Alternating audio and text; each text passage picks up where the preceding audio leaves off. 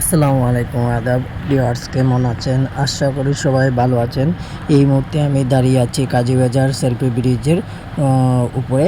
আমি আপনাদেরকে দেখাবো এখানে একজন লোক বসবাস করেন এই ব্রিজের পাশে, একটি ঝোপের ধারে।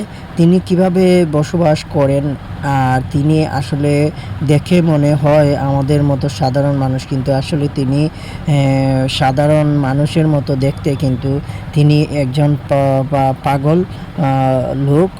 কারণ তিনি পাগল বেশি এখানে বসবাস করেন।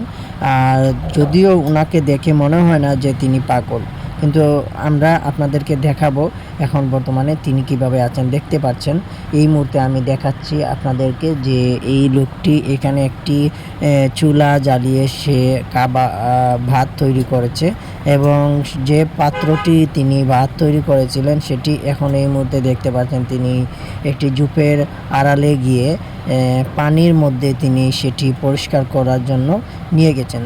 তো আপনারা দেখতে পাচ্ছেন আসলে আমাদের এই সিলেট শহরে অনেক কিছু ঘটে যেগুলো আপনারা আসলে দেখতে চান। আর আসলে বিশেষ করে আমাদের এই সিলেট শহরেও এখনও আজব আজব লোক বসবাস করে।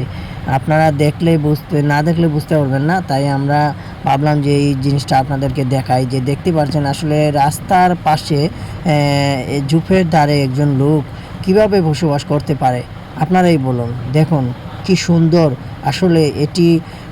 তিনি এই লোকটাই এই চুলাটা তৈরি করেছে। এই যে কাগজগুলো পড়ে আছে যেগুলো দেখতে পাচ্ছেন আপনারা, দেখে মনে হচ্ছে যে ময়লা, আসলে এগুলো এই লোকেরই বলতে পারেন। এগুলো বর্তমানে তার সম্পদ বলতে এগুলোই, এই যে ছিঁড়া জুতা, তারপর এই যে কাগজ, ছিঁড়া কাগজ, তারপরে এখানে দেখতে পাচ্ছেন কাটল বিচি। এগুলো আসলে সম্ভবত পুরনো, বা ওই যে তার একটি ব্যাগ দেখতে পাচ্ছেন এখনও। আসলে এই যে কিছু কিছু মানুষ তাকে টাকা দেয়, এই রাস্তার ধারে কাছে বসে আছে দেখলে অনেকে তাকে টাকা দেয় বা কিছু কিছু খাবার দিয়ে যায়, সেই খাবারগুলো সে রাখে। আর দেখতেই পাচ্ছেন এখন যেহেতু সে এই ঝোপে থাকে, এই ঝোপের ভিতরে থাকে রাতে, এবং বৃষ্টিতে ভিজে গেলে তার যে কাগজ বা যার যে আসবাবপত্র সেগুলো সে রোদে শুকানোর জন্যই এখন এখানে দিয়ে রাখছে।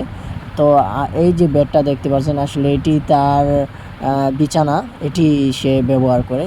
তো দেখতে পারলেন আপনারা, দেখতে থাকুন।